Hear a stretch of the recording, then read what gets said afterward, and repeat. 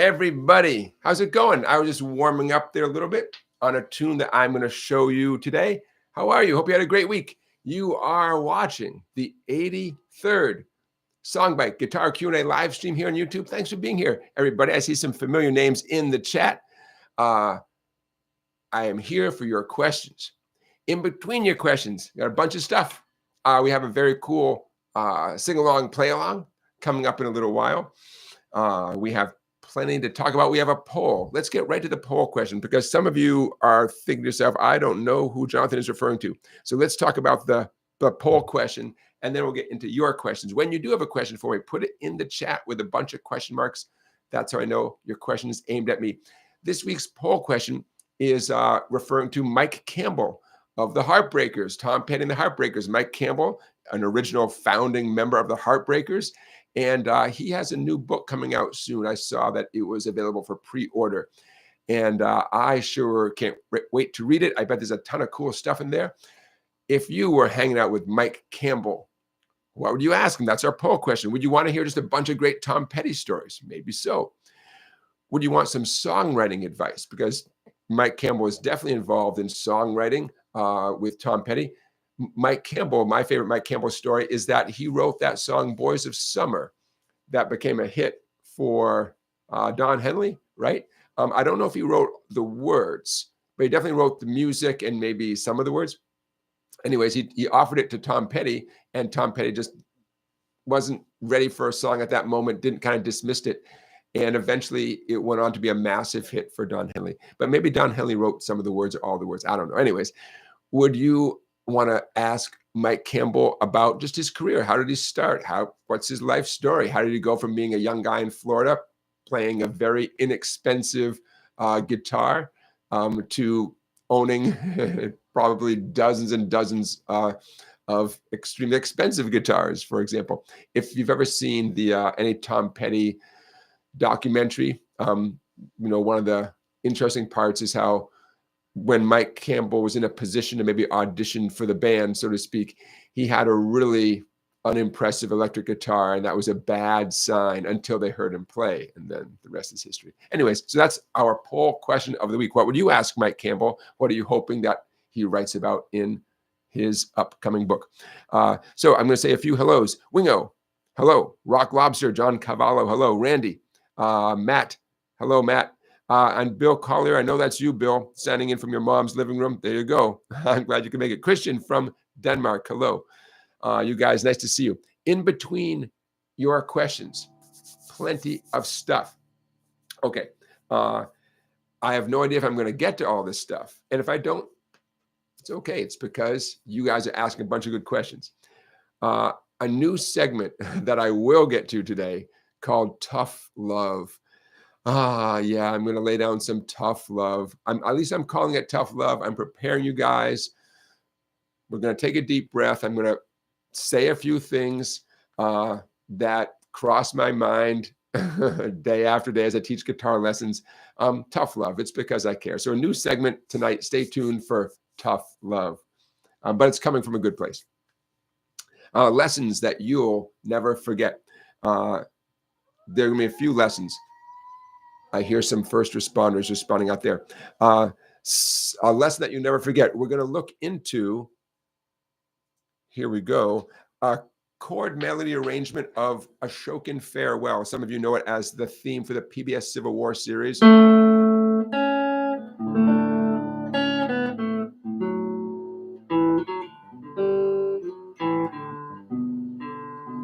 Okay, a guitar version of that.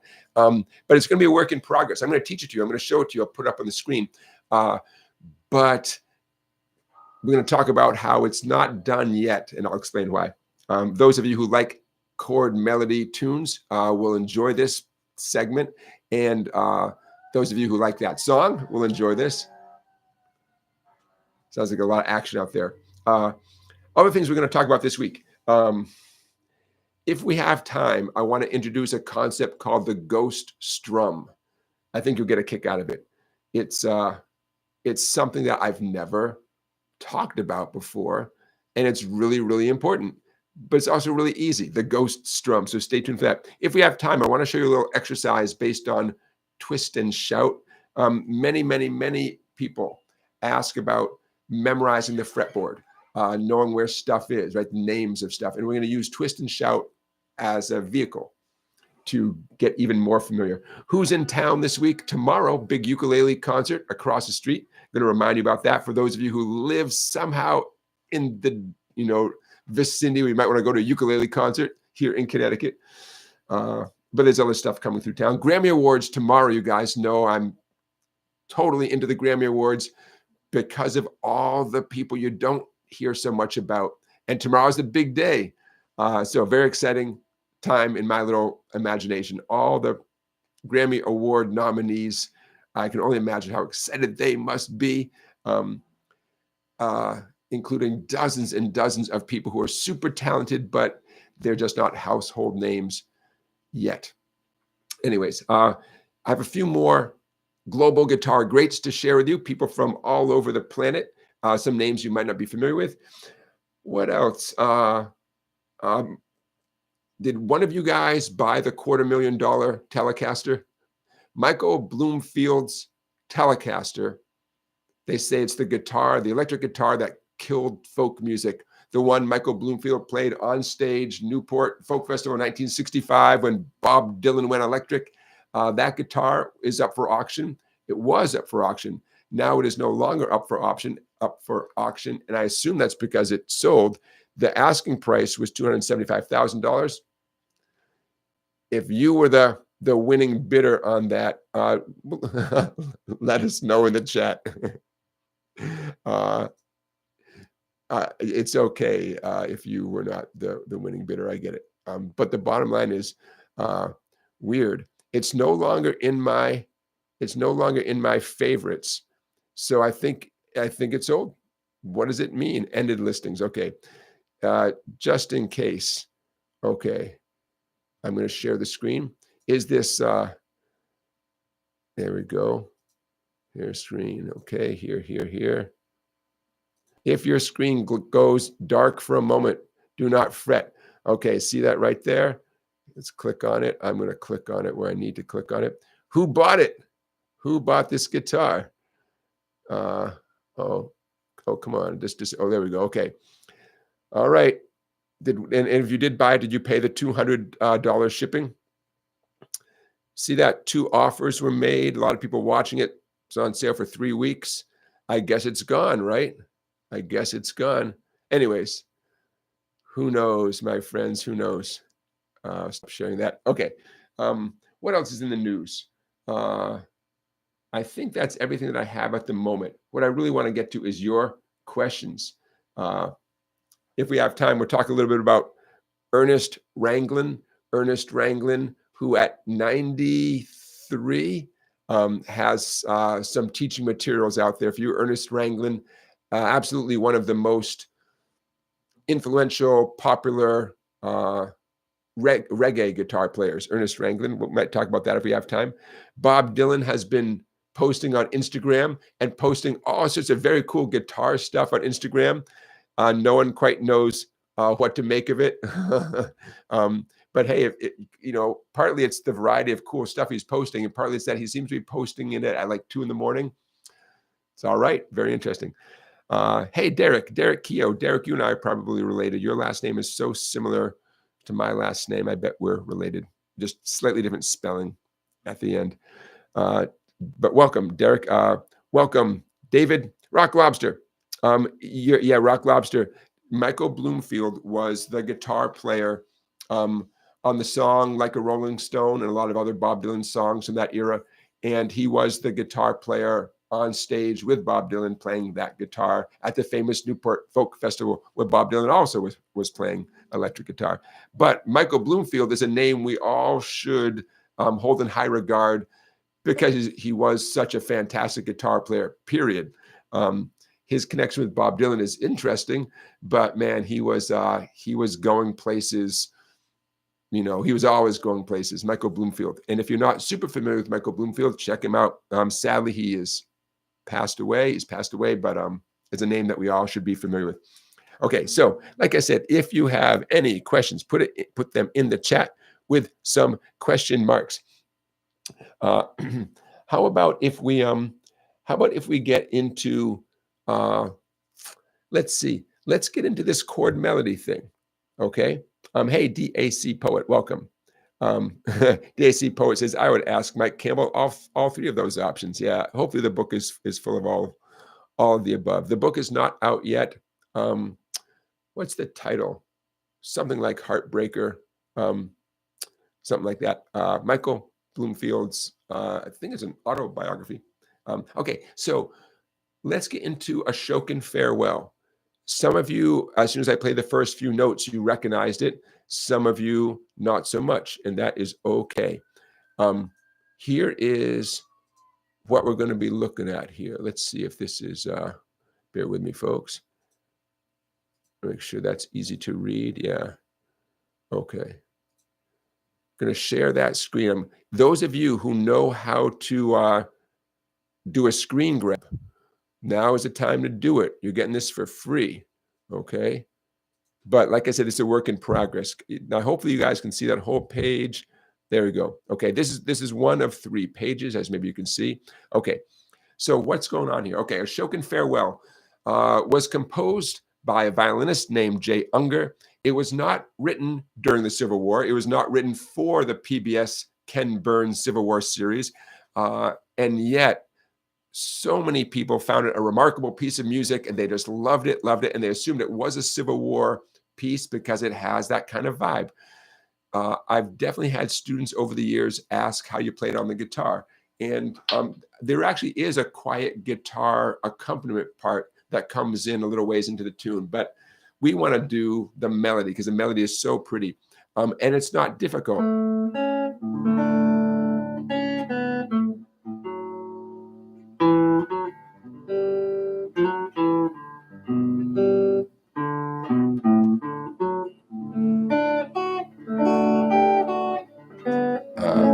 Okay, so that first page, I just played everything but those last 2 notes at the end. That first page is actually a good chunk. So, first of all, here's what we're looking at. Some of you may know that a chord melody version of a song includes everything you need to present the song as a solo guitarist. The complete melody, you got to have the melody of any tune so your friends and family know what you're playing, right? The melody, that's the part that everyone can sing along with. They recognize, they can hum along with it. But we're throwing in supporting harmony notes to flesh it out. If we didn't do that, it would sound like this. I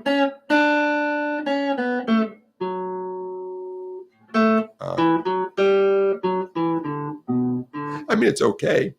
But if you're the only musician, it sounds very empty. That's why whenever it's appropriate, we put in those harmony notes.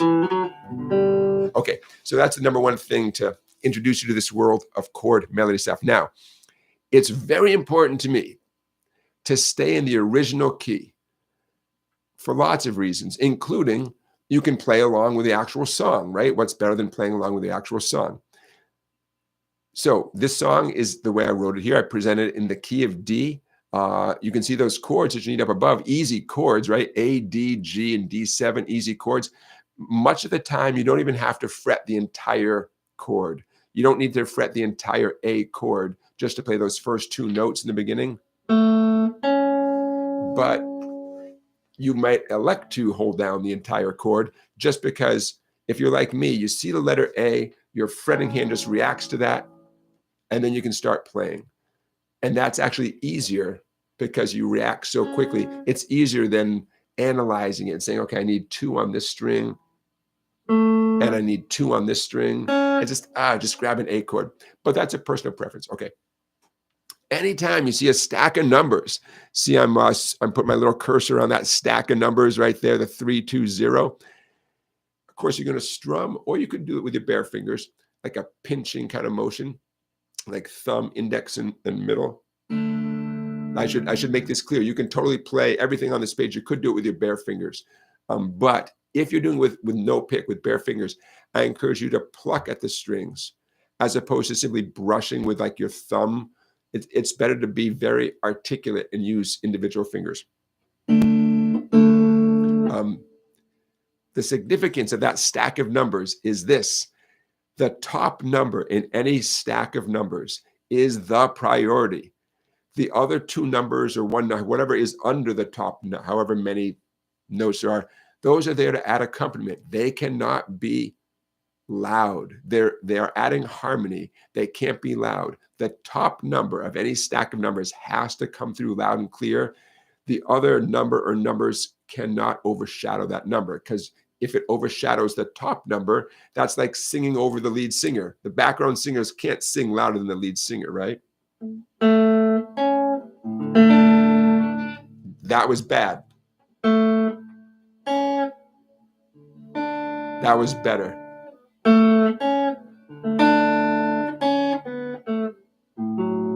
Okay, so anytime you're playing any chord melody arrangement, keep that in mind. It's not good enough just to strum the 2 or 3 or 4 strings. You got to prioritize whatever the highest sound, whatever the skinniest string is in the group.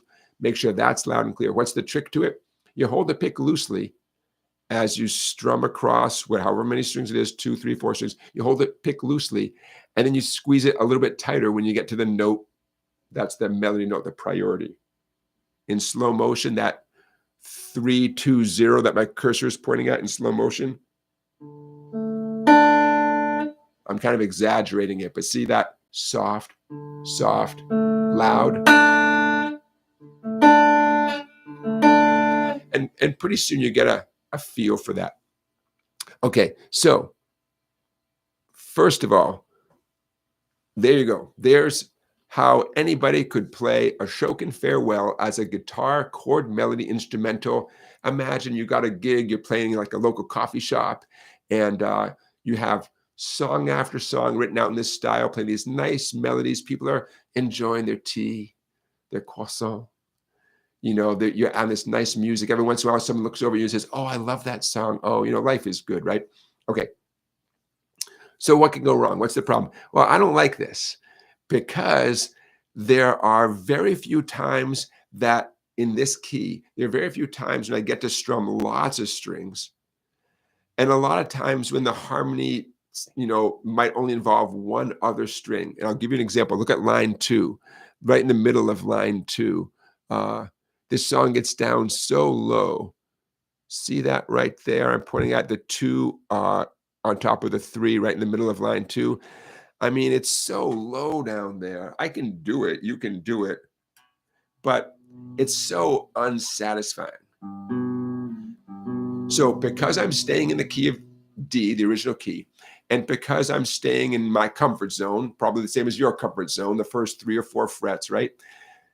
Just the way it works out, there are too many moments, to my liking, where I'm focusing just on like 1 or 2 little bass strings, whereas the guitar is so capable of doing these nice big full sounds, right? Such as the almost the very end of the 3rd line. See where it says the A, and you got the big stack 0, 2, 2, 2, 0. I mean, that's a nice big full sound. That's what the guitar, especially the acoustic guitar, it sounds so good. Okay, so why am I telling you all this? Because stick around, knock on wood, next week, I'll show you version 2 of this. Here's what I'm thinking. I still want to stay in the key of D for lots of reasons, including it's fun to play along with the original. Second reason for staying in the original key, by the way, is millions of people have heard the song the way they've heard it. And it's so cool to deliver the song exactly how they've heard it. If you play in a different key, people will still recognize the tune. But I have this faith that when you reproduce a tune in the right key, it connects even deeper with the people who love the tune, I can't prove that, but yeah, there's something about staying in the same key with a very familiar tune. Okay. So how are we going to do this? How are we going to stay in the key of D, but arrange this so we can play more full brung kind of chords? I will tell you, and that's why I'm saying this is version 1. Play it in a different key, but capo it up so that it sounds like the key of D. right? That's why capos were invented, right? Okay, so I haven't even started this process yet. This is all I've done. What you're seeing here, and I'll show you this page. There's page 2. Go ahead and grab that screen. Can you see that? I'm going to make it a little bit smaller. There's page 2 right there. My plan is to rewrite it in a different key, but thanks to the capo, I'm going to make it sound like it's still the key of D. Okay, there's page 2 right there, right? Take a good look at that. I hope you guys can know how to grab that. And here comes page 3. By the time you finish page 3, you've completed the melody of the tune. The song goes on for quite a bit with repetitions and some nice textures and things coming in. But these 3 pages, you now know the tune based on these 3 pages. Okay, so what am I going to do? I'm going to stop sharing, okay, you guys? So what am I going to do? What's the solution with a capo? Okay, somebody, there we go. Somebody tell me what's a key close to the key of D that I might consider playing in, and then with a capo, just scooch up. I'll give you a clue. I'm going to experiment with putting the capo at the 2nd fret and not playing what I just showed you, but it's going to sound like that. I'm going to rewrite it with, instead of D, A, and G chords, what's alphabetically extremely close to the letter D. How about the letter C, right? I'm going to experiment with rewriting what I just showed you there in the key of C, some C's, G's, F's.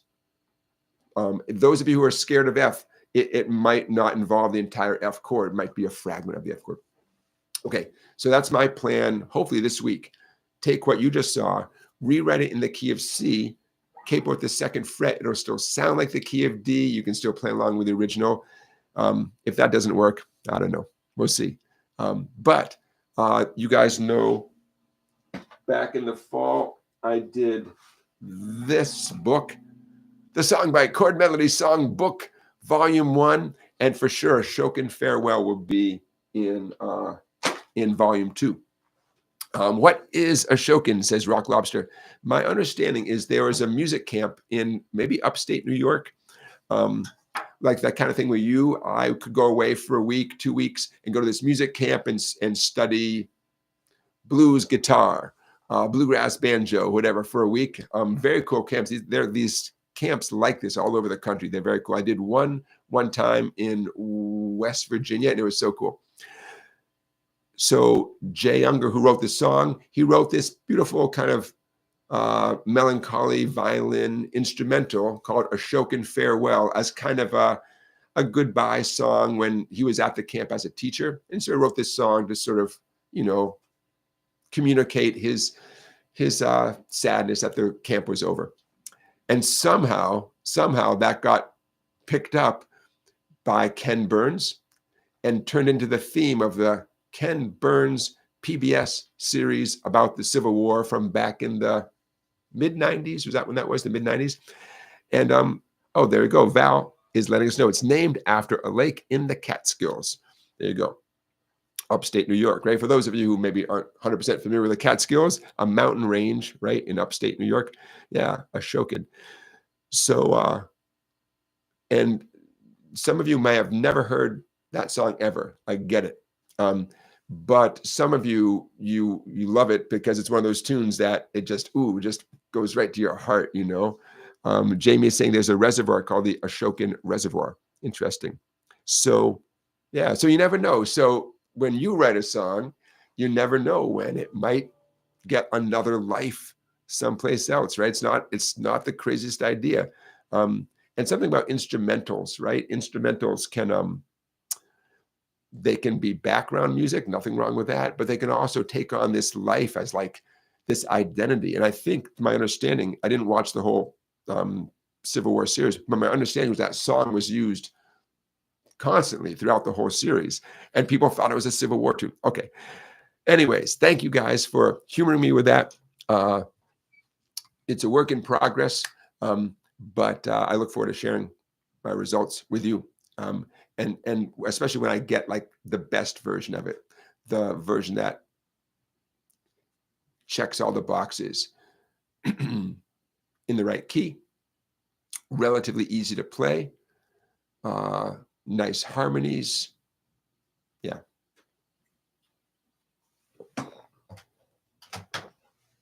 Today's live stream, not sponsored by Lyman Orchards. Man, I think the apples are done for this season, but the cider is so good. So I guess I don't know how they keep turning out the cider in January, February 1st. Happy February, everybody, February 1st. But man, is that good cider. Lyman Orchards from Middlefield, Connecticut. Is this the one? Yeah, but the apples come from Leominster, Mass. New England Apple Products, Leominster, Mass. Hey, don't hold back. Maybe I encourage you to check out the original version of Ashokan Farewell in the description of this video. I'm making a note right now to put a link. Where's my pens? You know, where's the pens when you need them? There we go. I'll put a link to the song on YouTube. Okay, there we go. All right. Pathway 4 informs us there's a playlist on Spotify of the entire soundtrack. Yeah, very cool. I bet there's a lot of great stuff. I used to be more familiar with the soundtrack. Back when this series was out and the soundtrack was out, I was working at a guitar shop outside Chicago, and I'm sure we both sold the CD and had it playing in the shop. And there we go. And I'm sure I was familiar with it at the time, more familiar. But Jay Younger wrote it, and Jay Younger is a fiddle player. Beautiful too. Okay, what else? I can't hold back. Let's do the tough love segment of the show. This is going to be a recurring theme. Is it going to be every week? Depends. Could be. There's a few things that bug me, and I have to share those things with you. That's why I'm here. These are things that a guitar teacher sometimes says, sometimes doesn't say, but wants to say. Sometimes you don't know how to say it. Okay. I have a few things. Number one, guitar tab. The lines and the numbers, right? The top line represents your skinny string. The bottom line represents your fat string. Every line is one of the strings of your guitars. In fact, I could pull up that Ashokan Farewell again. Now, some of you, I get it. Some of you are totally fine with tab. You're like, my God, why is this an issue? Others of you are less comfortable. Okay. And if your screen goes black for a moment, do not freak out. Okay. Why is this subject part of my tough love segment? Everybody has to just deal with tab. Your guitar teacher doesn't want you. Your guitar teacher has heard it all before. When someone says, oh, I just don't get tab. The top line should be the fat string. I don't know, man. It's lines and numbers. There's no simpler way to communicate guitar information than guitar tablature. So the tough love from me to you, just learn how to read it, man. It's lines and numbers. It's like, it doesn't get any easier, okay? Top line is a skinny string. Bottom line is the fat string. You know, the number tells you where to put your finger on that string. Now, I understand if no one's ever taught you how to read tab before and it's all new to you. Totally. I'm not talking to you, not you. I'm talking to the people who your teacher has told you multiple times how to read tab and you still think, I don't know, man. Now, in all honesty, if a student has a reading disability and any kind of reading is a challenge, that's different. That's different. The rest of us just have to make our peace with tab. It's lines and numbers, and there's no easier way on planet Earth to communicate information. if tab truly doesn't work for you for whatever reason, you're missing out on quite a bit. It's very hard to communicate tons of information without tab. You're going to be learning everything either by ear, memory, and watching another person do it. Some combination of those things, right? You watch, you try to remember, you're trying to figure stuff out by ear. Those are really the three slowest ways to learn. Watching, remembering. Now, nothing wrong with watching the person. I'm just saying when the demonstration is over, I mean, I guess you can watch a YouTube video over and over again. Admittedly, some YouTube videos don't have tab. I'm just saying tab is easy. It's easy. Okay, that's my tough love. Just learn to read it, you know. And those of you who have been shown how to read tab and you're fighting it for some reason, why? Oh, okay. That's number one. As a quick aside, tab has nothing to do with being right-handed or left-handed. Okay. Now, chord diagrams, that's a different thing. Like at the top of the page right there, that's different. But tab, it doesn't matter. I'm going to stop now. It doesn't matter if you're a righty or lefty. Okay. Lefties you don't get an excuse just because you're lefty. You don't get a free pass. Tab that's why tab has been around for hundreds and hundreds and hundreds of years. It doesn't matter if you're a righty or a lefty. None of it matters. Okay. So the screen went black, huh? And didn't it come back? No, I'm sorry about that. You guys can give me some tough love. You can be like, hey, teacher, you're talking so much, and yet your screen is black. Okay, hopefully it's back now. On my end, it looked like I was screen sharing. No worries. Okay, that was on me. My bad. Okay, but that's my little additional tough love. If you're a lefty, it doesn't matter. You still got to learn tab. Chord diagrams, I know that's weird. I feel for all the lefties out there. Lefties, the whole world is an uphill fight for lefties. I get it. Doesn't mean you can't learn how to read tab. Tab has nothing to do with being right-handed or left-handed. Okay. Another tough love bit of advice from me to you. When you want to learn a song, you got to commit. You got to commit to that song. Whatever you think you have to do, it's going to be 10 times more than that. Say you practice it 10 minutes a day. Great. To get to where you want to go, it's going to take you, no matter what effort you're putting in, you should now readjust and say, ooh, it's going to take me 10 times longer. If you think, oh, this song should take me a month, it's going to take you 10 months. And that's just a reality check. That's not because of you. That's everything. It takes longer than you think. It takes more of a commitment than you think. It takes more listening to the original version. You got to do that a lot. When I get into a song, I mean, and this is because I don't have some natural gift. I don't have magic fingers. I have to repeat it so many times, way more than maybe people think. You got to really commit to that tune. So why is this called tough love? Why am I putting this in the tough love segment? I think people are quick to get discouraged.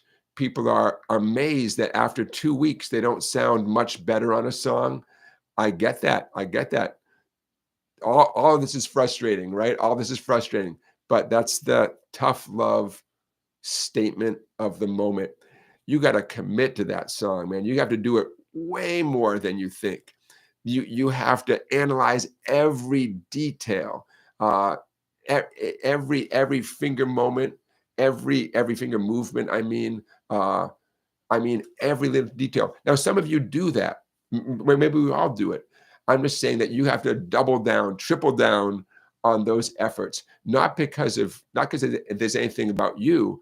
I'm just saying that's reality. Like you want to run a marathon, you have to go 26.2 miles. There's no marathon that's 1 mile. You know what I mean? So if you treat every song like a marathon, there you go. And if some come easy, like, wait a minute, I got this. Wow, that's awesome. You're gonna have those good days like that. Some songs just easier than others.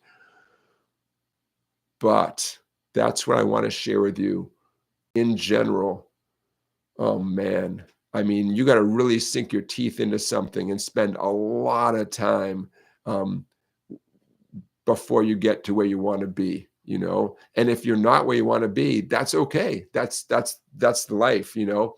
But if you're not where you want to be, it's not the song's fault, you know. It's just that it turns out that, hey, you're like the rest of us. You got to put in hours, not minutes. Okay, so why am I sharing that with you guys? Just I see people, you know, many of my students, they spend a little time on something and they just, like I said, they just can't believe that they haven't got it yet. Oh, one of the most common things I hear from my adult students, you know, maybe we've had lessons for a year, 6 months, 2 years. And you know, we have a check-in kind of conversation, like how you're doing with all this stuff. And I hear this a lot. I hear, I can feel myself getting better, but I thought I'd be a lot better by now. That's extremely common. If that sounds familiar to you guys, yeah. Dude, I've been playing the guitar since I was 16. I mean, that's a long time, and I should be a lot better too. I get that. I get that. But because that's such a common thing that I hear, that's part of the reason I'm sharing that little tough love with you guys. Yeah, this stuff takes a lot longer, right? A lot longer. Individual songs take a lot longer. Certain skills take a lot longer than you think. And getting to that point, however you define that point where you want to be, it takes longer than you think. And it's such a commitment, you know? So yeah. A to Z me, sharing some wisdom. A to Z me says, if I can't learn a song, I blame the guitar. That's plan B. That's tough love for the guitar, right? Yeah. Yeah.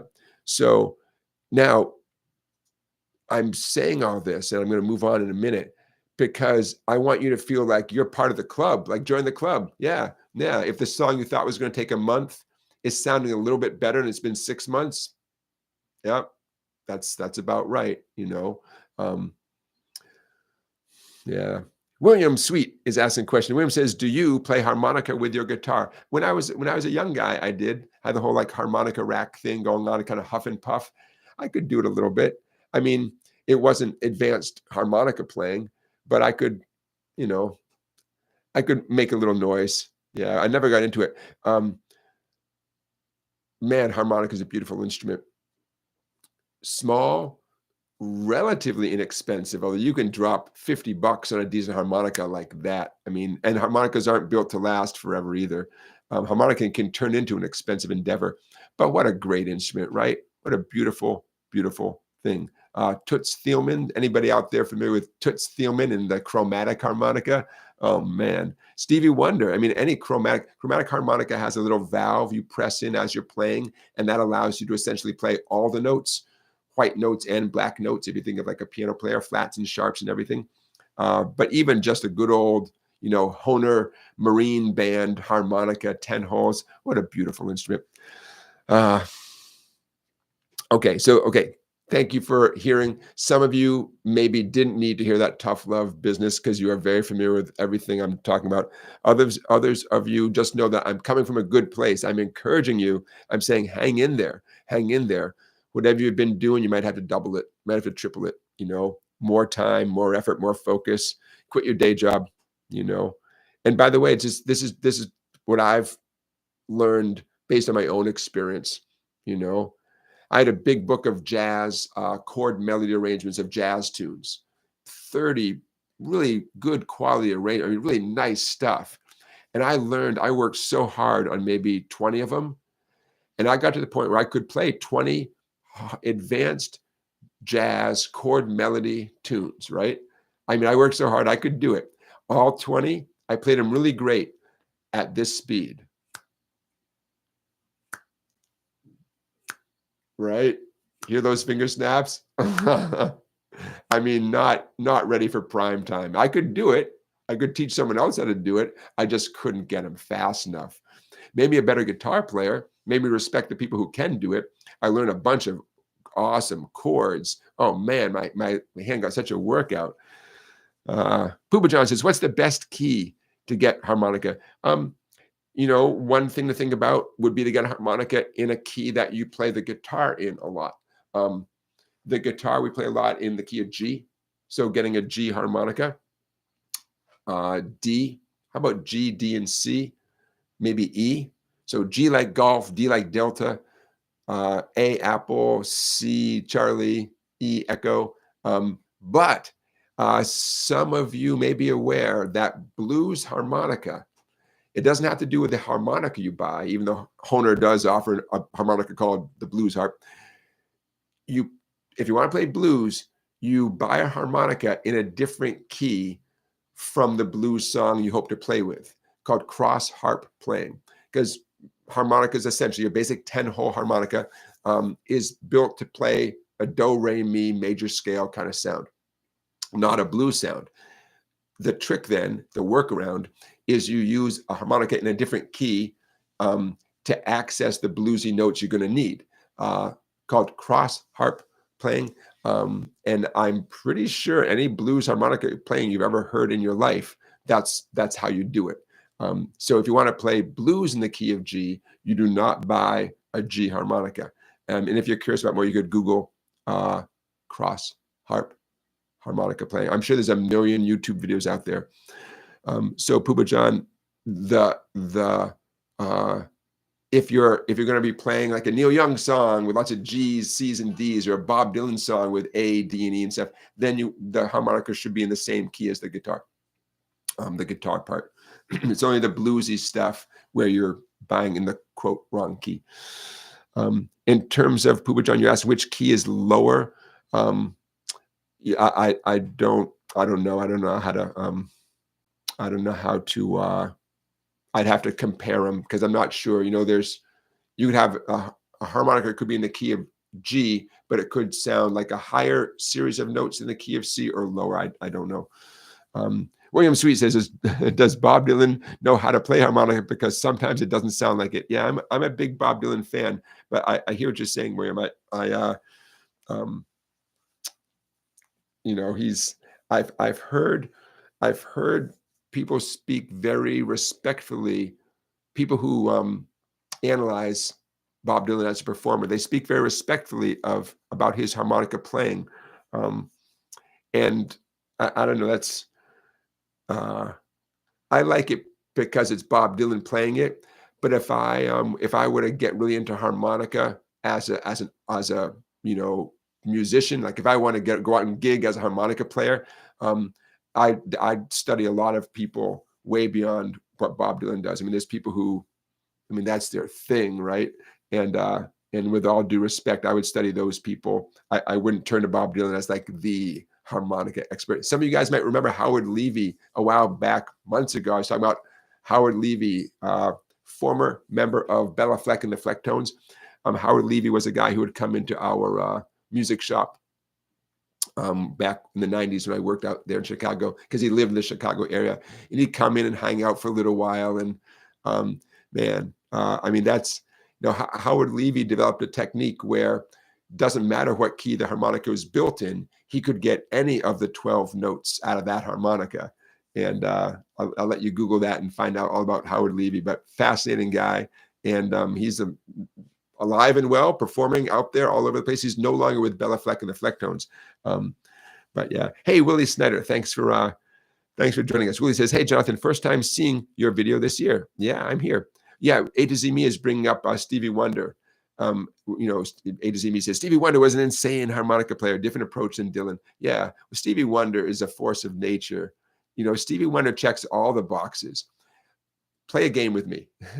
I want you to think of performers who play any one instrument at a very high level, maybe more than one. They also are great singers. They also write their own material that is, top quality hit song material, right? Stevie Wonder plays multiple instruments at a very high level, sings like no one's business, writes his own material. There's a very few people at that level. There's people who I love their voices. I wouldn't say they're amazing singers, but they can sing. They got cool voices. They can play their instrument. They're pretty good physically at playing their instrument. They might not be world class, but they're pretty darn good. They write some great songs, but it's a very small list in my experience. Say if we're talking about U.S. popular musicians. I don't know. You know, Stevie Wonder is really, he checks all those boxes and then some, you know. Rock Lobster says, how did you, Jonathan, find your way to Chicago? I went to college out there, um, and ended up staying out there for a bunch of years because it's Chicago, man. What a cool place. I love being out there in Chicago. So yeah, that's how I grew up here on the East Coast of the US. But I went out there for college, yeah. And oh, love it. I haven't been back there in quite a few years. Yeah, A to Z me. You're talking about Paul McCartney, right? Prince. What about Willie Nelson? Willie Nelson, obviously world-class songwriter. Willie Nelson has written some of the most famous popular songs of all time, right? One of the most recognizable voices. Is he an amazing singer? Sure, sure. He can sing great, and his voice is so recognizable. Is he a singer like Whitney Houston? Well, no one's a singer like Whitney Houston, right? Or name your. I'm going like this with my hands, indicating someone who has a huge vocal range, right? Is Willie Nelson fantastic at the guitar? He's pretty darn good at the guitar. So yeah, Willie Nelson, you know, comes to mind. Paul McCartney. How about Joni Mitchell? Joni Mitchell, very unique voice, very unique songs, very unique singing voice. You know, I mean, obviously, we're talking about people of a certain, you know, generation, right? There's plenty of young people who are super talented too, but it's fun anyway. So when I think of Stevie Wonder, I think, man, does he check all those boxes? And then I start thinking, like, you know, who else checks all those boxes? You know, on multiple instruments for that matter. Right? You ever see video of Stevie Wonder playing the drums? Right? Did I hear right that that's Stevie Wonder playing the drums on Sir Duke? I love that song so much. It's a very hip. The whole song is almost too cool, right? And if he's also playing the drums on it, oh man, I don't know. Willie says, Jonathan, if you could have any guitar in the world, would it be electric or acoustic, and what brand? Oh man, tough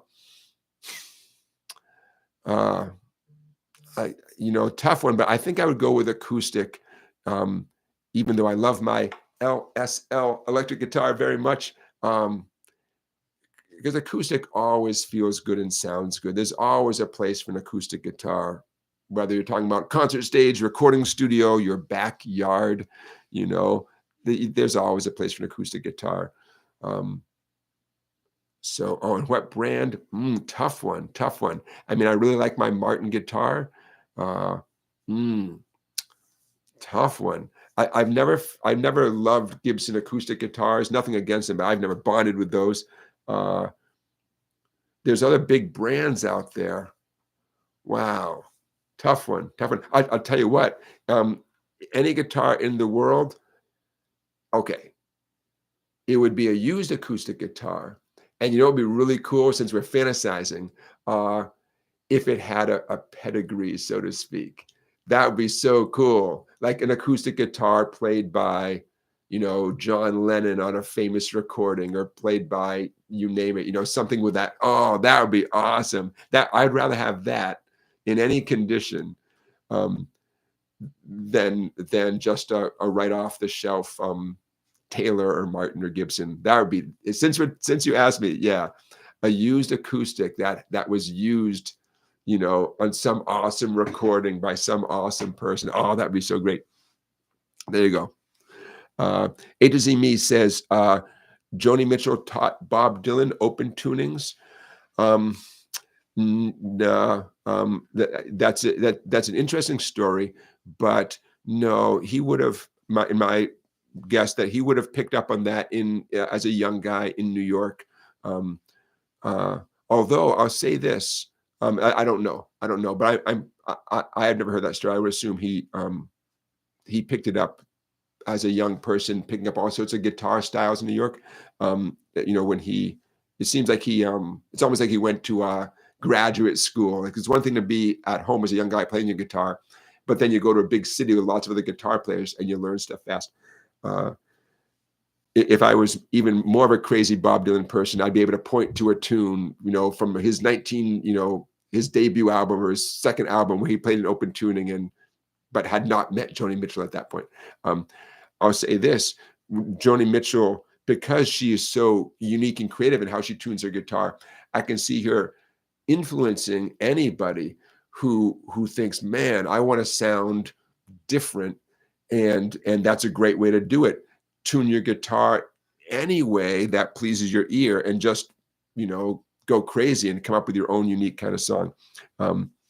What I will share with you guys is I'm very aware of this phenomenon where in the late 50s, early 60s, as you know, young, like white college age kids were, I'm going to use Stefan Grossman as an example, because I'm pretty sure this story relates to Stefan Grossman. These young guys who were learning blues guitar styles, but they were learning it from records. When they actually saw the guitar player, or they heard through the grapevine that the song that they were working so hard on and couldn't quite play was an alternate tuning, an open tuning, it blew their minds, because no one, I mean, that wasn't common knowledge unless you knew the people who are playing these songs. So the folk revival, you know, late 50s, early 60s, there were these moments where someone was killing themselves trying to imitate the sound on a record, and they weren't sure how to get that sound, when they received the information that the guitar was not tuned to standard tuning. And I can only imagine it must have blown your minds. So it's easy for me to imagine any guitar player who was like a serious hardcore young guitar player around that time period, late 50s, early 60s. I can see that news spreading like wildfire, and everyone getting hip to open tunings very quickly, if you're in the in crowd, so to speak, right? Not sitting on a sofa in the middle of nowhere, but if you're right there in the thick of it, where people are studying this stuff, yeah, that would be information that would be passed around extremely quickly, you know? So that's why I'm guessing that, like a lot of people, Bob Dylan picked up on it very early on, you know? Hey, yeah, Caddis is throwing another name into the mix. Frank Zappa, right? One of a kind, man. One of a kind. Yeah. Yeah. Frank Zappa. How about Ray Charles, right? Ray Charles. Ooh, Ray Charles didn't write too much of his own material, though, right? I mean, what a voice. Knew, you know, not just how to play an instrument, but how to arrange music for a large ensemble, right? There's no doubt that Ray Charles knew his music theory. Did he write much of his own material? I don't think so. You know, doesn't mean he's not one of a kind. I'm just saying, look, I just keep coming back to Stevie Wonder, man, and Prince. But there's others. These are just guys who pop into my mind, you know. Okay, my friends, I'm just scrolling to see if I'm missing anything. If you put a question in the chat and I missed it, please put it again with a bunch of question marks in advance. But we're getting close to the time when we shall do our weekly play along, sing along. William says, when I got my guitar, I bought a transmitter and receiver, so in turn never had a guitar cord. Okay, so something that plugs into your guitar, and then you can hear it in some earbuds or something. I like a wireless setup of some kind. I don't have any wireless stuff. I'm just not that cool. I think it's a fun idea. Next Friday is my first gig in a long time. And my friend and I are playing out a combination of acoustic and electric guitars, just two of us singing some harmonies. And William says it plays through your amp. Gotcha. So a wireless thing that sends a sound through your amp. Very cool. So at this moment, we do not need any wireless equipment, but that day might come. I'll keep you guys posted. I'm very excited. Okay. Caddis is throwing another name out there, Jack White. Yeah, Jack White. Well, I hope Jack White becomes that person. I've never really went to school on Jack White. I know a little bit about him. I don't think he's there yet in terms of like like the names that we're throwing out there. That's okay. I'm not there yet either, right? Nothing. Jack White is making quite a career for himself. Jack White is a fascinating guy because he's going way beyond, writing songs and playing concerts and stuff. Very involved in this Third Man Records. Is that the name of his company? Um, uh, he bought a theater in Detroit, right? A theater where his mom had worked as an usher, and the theater was it closed down completely, and he bought it and got it running again. Having his own record company. Jack White is an interesting dude for sure. He's not the only one. There's other people out there too who, once they get in they get a bit of success and they get some what am I looking for? They make a name for themselves, right? And then instead of just doing their one thing, they spread out a little bit. They begin producing for other people, and they begin, taking a little ownership of like a vinyl record pressing plant, right? I believe Jack White can make records himself. He can make records for you, make records for anyone, right? The Third Man Records thing. Very interesting guy. A to Z Me says, would like a video on walk downs. Ooh, that's a great idea. Look, I'm going to make a note right now. Walk downs. Yeah. And you guys know what A to Z is talking about. A to Z Me. This whole thing of, instead of just strumming a chord and going on to the next chord, doing a little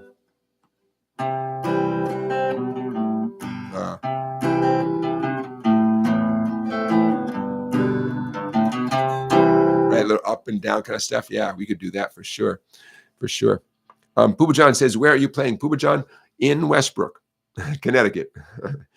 Coastline Brewing Company. It's in Westbrook, basically on Route 1, right off Route 1, by Lenny and Joe's, by the Dairy Queen. This sounds small town enough for you guys. Pooba John, it's kind of across from the Dairy Queen in Westbrook. That's where we're playing. I'm laughing because, I know what that sounds like. That's small town, man. Small town. Okay. Let us bow our heads and play. This week's song, I'll try not to say the name of it to avoid demonetization. Click, click. I'm going to put it up on the screen. Click. Okay. What am I looking for? I'm looking for this. Did I ever? It's a song by the Beatles. And in the song they sing, don't worry, I'm vamping here. It's the song where they sing, what would you do if I sang out of tune? Would you stand up and walk out on me? You guys know the song I'm talking about. And I wrote it out, and then I realized there's a typo. So I wrote it out a second time because I do not want to be responsible. Oh, you're going to need a capo. Capo at the second fret. Okay, everybody? Capo at the second fret. And while I do this, you are going to need the following chords. In case any of these chords are not familiar or comfortable, here are the chords you're going to need. D like delta, you're going to need a D. You're going to need A like alpha. You're going to need E minor. Those are really easy chords, right? You're going to need C Charlie, G golf. Watch out, B minor. You're going to need a B minor for this song.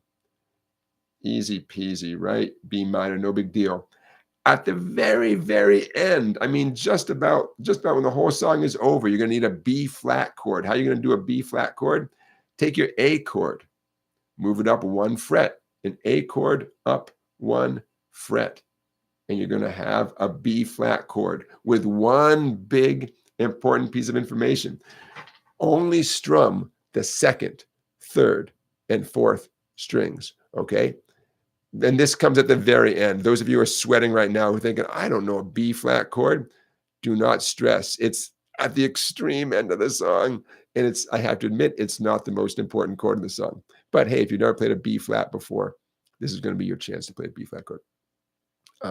Okay, so what would you do if I sang out of tune? Would you stand up and walk out on me? I've been working on the Joe Cocker version of this tune. And I have to do a little brain check now that we're doing the group from Liverpool who wrote the tune are doing their version. Okay, this should pop up on your screen. Give it a minute. This should pop up on your screen in a second. There we go. If your screen goes black, do not fear. But it should pop up very, very soon. Okay, so we are going to be playing this and singing it before you even know it. I chose this song for a lot of reasons. So capo at the 2nd fret. Why are we doing that? Because the ultimate goal is for you to play this along with the original song. And this puts us in the original key. Okay. If you were to ask me, do the Beatles do these chords with a capo at the 2nd fret? I don't think so. But that's okay. I have my Beatles Bible. Did I ever show you guys the Beatles Bible? Oh, man. See that? I think I showed it to you once or twice before. It's about $100, give or take. Every note the Beatles ever recorded on any instrument. Woo! The Beatles Bible. That's what I call it. Okay. I don't think the Beatles do it the way I'm about to show you, literally, right? But let's do it this way because this sets you up for success. Crank up the song nice and loud at home, the original, play along with it, life is good.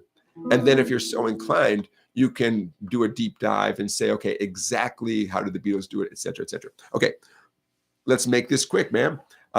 This song has a verse section, a chorus section, and a bridge section. There's multiple verses, but they're all the same chords. Multiple choruses, same thing. And even the bridge happens twice, but it's the same thing. At the very, very end, see at the bottom of the page, that's where the B flat finally shows up. If you know how the song ends, the Beatles are singing, with a little help from my friends, a little help from my friends. Okay, that's where the B flat shows up at the very end of the whole tune. Okay, so let's just run through this real quick and then we'll play it for real. What would you do? There's the D chord, right? What would you do? A. If I sang out of tune, here comes the E minor. You stand up and walk. What would you do if you stand? Oh, D 2 times like this. What would you? Here's the A. Do if I? Here's the E minor. Sang out of tune. The E minor continues. You stand up and here's the A. Walk out on me. Those little slash marks are how many strums you're going to do. So just to recap, I'm going to slow it down here. D twice, A twice, E minor 4 times, E minor 2 more times, A twice, and D 4 times. That's the verse, okay? That whole thing happens twice. See those 2 little dots and that arrow sending back the whole line that's called verse? That happens twice. That's the complete verse. Okay, the chorus. I get by with a little help from my friends. It's C twice, G twice, and D 4 times. See that? Okay, C, G, D, C, G, D again. And finally, gonna try with a little help from my friends. That's that 4 times on G, 4 times on D. See that A with a star? Boom, boom. If you know the song, there's that little moment where they hit that chord, and there's that little interlude, and Ringo goes, boom, boom, boom, boom, boom, boom, and then the song starts up again, right? See at the bottom of the page, there's also a star. At the very, very end, instead of doing that A chord, it goes to that sequence at the bottom of the page. That's that part I just sing where, I get by with a little help from my friends, a little help from my friends. When the voices go up super high like that, that's where the B flat chord comes in.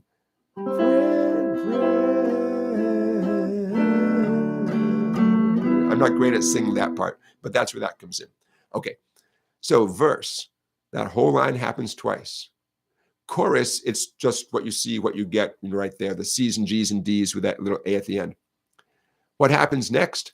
See what it says V2 and CH2? It's just another verse, another chorus. Okay, So far the form of the song: verse, chorus, again.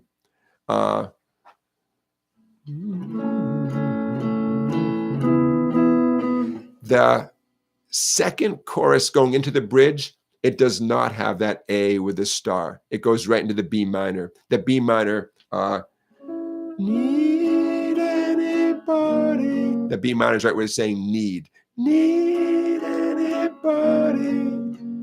I just need someone to love. That's the D, C, G. The bridge, that line also happens 2 times. Instead of writing it twice, I put those 2 dots at the repeat sign. So anytime it says bridge, it's that sequence 2 times. Okay. Need anybody, just need someone to love. Be anybody. Okay. And then guess what? It's just more of the same. See where it says V3, CH3, BR2? It just the third verse, the third chorus, the bridge again, chorus number 4, and then, like I said, when chorus number 4, when it should go to that A chord, it goes on to that bottom sequence. I don't know. There you go. Let's see what happens. Questions, comments? If you're going to sing with me, I'll drink to that, but you got to wet your whistle.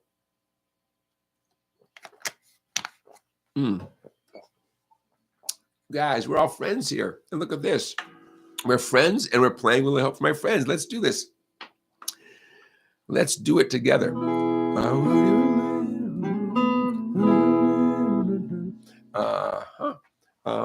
Any more information? I think we should just jump in. It's sort of like ripping off the Band-Aid. Let me get my lyrics here.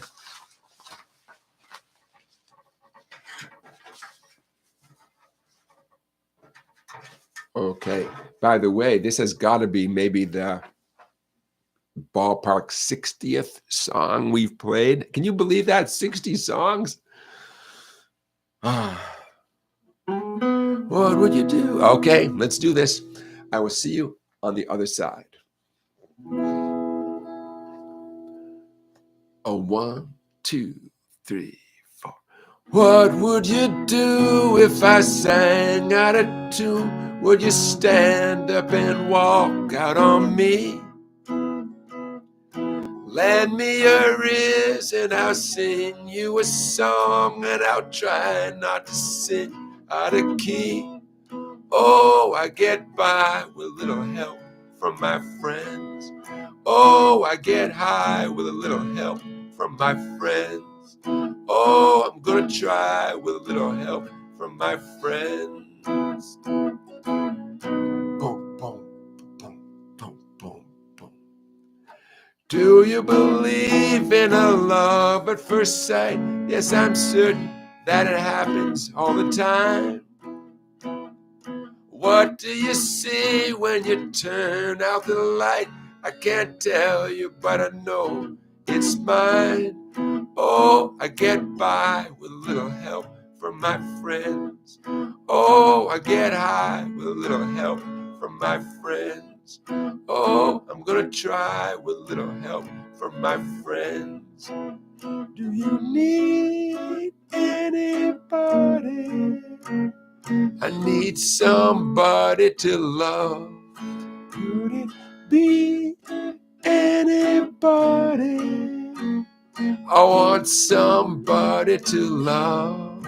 Next verse. What do I do when my love is away? Does it worry you to be alone? How do I feel by the end of the day? Are you sad because you're on your own? No, I get by with a little help from my friends. I get high with a little help from my friends. I'm gonna try with a little help from my friends. Do you need anybody? I need somebody to love. Could it be anybody? I want somebody to love. I get by with a little help from my friends. Oh, I get high with a little help from my friends. Oh, I'm gonna try with a little help from my friends. A little help from my friends. A little help from my friends.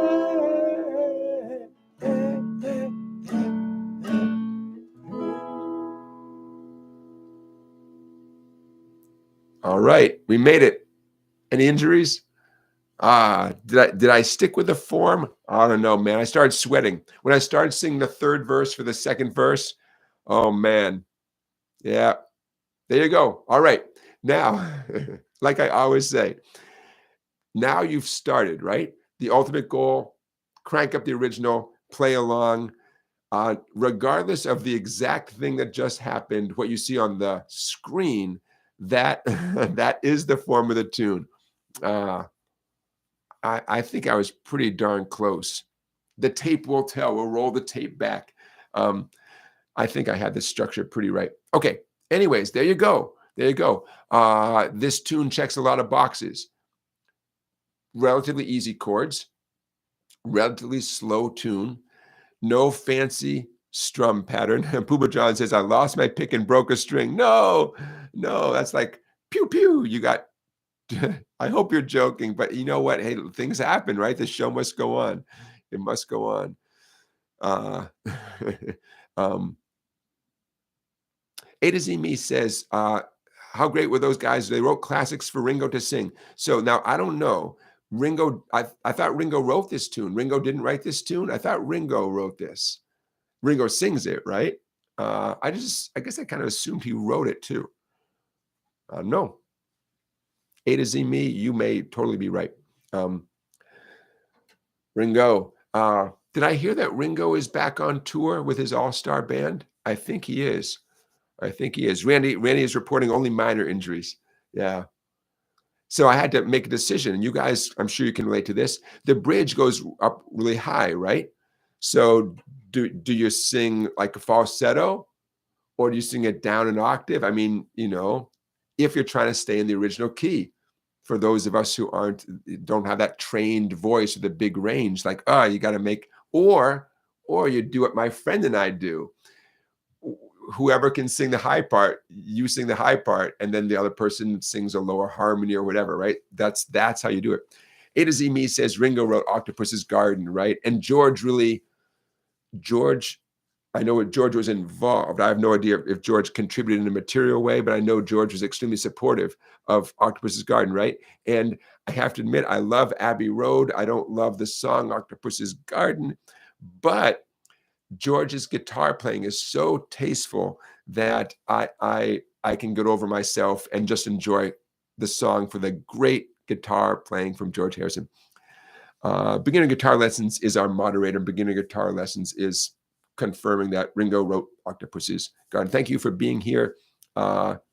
Beginner Guitar Lessons. Ringo says, what string do you break the most? Yeah, skinny E. But Ringo breaks the G the most. Interesting. If strings are breaking and it doesn't make any sense, like you're not heavy-handed and you're not doing anything crazy, it's possible for guitars to develop an issue where a string could break. It's worth bringing to a guitar tech and saying that's happening. The number one question I think the guitar tech is going to ask, if you're chronically breaking the same string, and whatever the string is it breaking down here at the bridge, or is it breaking up at the nut? That's a very important difference. So if you're ever having guitar string breakage issues, you're going to be asked that question. Make a note, especially if you're breaking strings a lot. Like, I don't break strings very much, partly because I like to think I have a pretty light touch, and partly because I don't do lots of crazy retuning into different tunings and stuff. Oh, William asks, what is Ringo's favorite part of the turkey? I'm hoping there's a punchline. Okay, William, you have our attention. What is Ringo's favorite part of the turkey? Don't keep us in suspense. I know I have that slow mode setting on the live chatting, so you can't You can't give us the punchline as fast as we'd like. We got to know, William, what's the punchline? What is Ringo's favorite part of the turkey? Let us know in the chat. The drumsticks. Oh, I was hoping for a more creative punchline. I'll take it. I'll take what I could get. My friends, do you hear the one about the 2 solar windmills? You know, those turbines, they're sitting in a field, and just all day long, the windmills, the turbines are rotating just day after day. And one turns the other and says, you know, we're going to be here for a long time. Might as well get to know each other. Just sitting out here in the field, just spinning around. What kind of music do you like? And the other wind turbine says, well, I'm a big metal fan. There you go. Big metal fan. How's our poll doing? Did you vote in the poll? What would you ask Mike Campbell? Mike Campbell has a book coming out.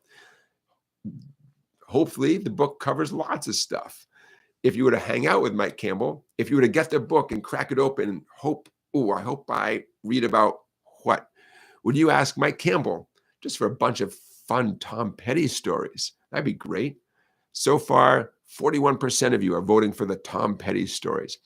Would you ask Mike Campbell for some songwriting advice? Because he is a songwriter. I'm sure he helped Tom Petty, and obviously he was a partner to a great songwriter, Tom Petty. 24% of you would say, yeah, man, I'd love to get some songwriting tips from Mike Campbell. 14% of you would be interested in just like, how did he start? When did he start playing the guitar? How did he do it? How did he get good? That's what I always want to know. How did you get good? What did you do? It's a piece of information that is rarely talked about, only in the most general terms. I mean, name your favorite guitar player in any book, interview, anything. It's always, you know, he got his first guitar at 11. He was very influenced by fill in the blank. At 15, he was playing in his first band. At 19, he got a record contract. Like, yeah, great. We kind of know that part. Like, what they play, what they do, like how. Don't you want to know the nuts and bolts kind of stuff? Every once in a while, you hear a little story. Keith Richards talking about playing Malagueña, you know. I don't know. It's not their job. I get it. It's not their job to explain all that stuff. But I'm just so curious, you know. What you do hear a lot along these lines is people who were young in the 50s and 60s listening to the same LP record or 45 RPM record a billion times and playing along with it, slowing it down, wearing it out, buying another copy. Stevie Ray Vaughan told this story about his father smashing his copy of the song Wham by Lonnie Mack. Stevie Ray Vaughan went down to the record store, bought a second copy, back home, kept working on Wham. So that's the number one answer. How did all these people get good at their instruments? Playing along with records constantly. I want more. I want to know more, you know, but I get it. William says, changing electric guitar strings is scary. Well, yeah, I still poke my fingers. At my advanced age, I still manage to draw blood every other time I change guitar strings. Like, I don't know. I really should be better at that. I'll say this, like most things in life, you get better at it the more you do it. My other advice for changing guitar strings, always start off with 2 brand new sets of strings. Just in case something goes wrong, you got a spare set for the spare set, if you know what I mean. Other advice I have, only do 1 string at a time so you can use the other 5 strings as a guide. Hopefully the other 5 strings were put on correctly, the windings wrap around the right way, all that kind of stuff. So you can use them as a guide. As soon as you take all the strings off, you're looking at a blank slate and you might not remember, wait, which string went which way and all that kind of stuff. Be patient with yourself, and just know that it gets a lot easier the more you do it. You may remember that in this book, the book right here, the Guitar Year One ebook, I have a whole section on how to change guitar strings with color pictures. Hey, now is as good a time as any to say, buy yourself something. Head on over to www.song-bike. That's my website, song-bike.com, song-bike.com. Why do I call it that?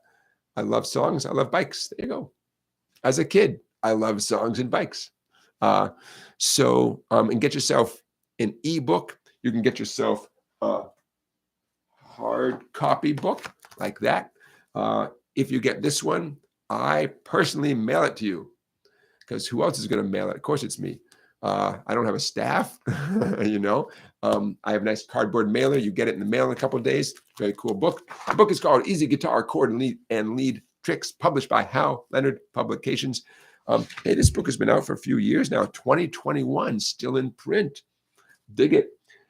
If you're outside the US, you got to go through Amazon or however you would get books otherwise. It's just too expensive for me to ship it to you outside the US. If you're in the US, I'd be happy. I have a whole box of these. I'm happy to sell these to you.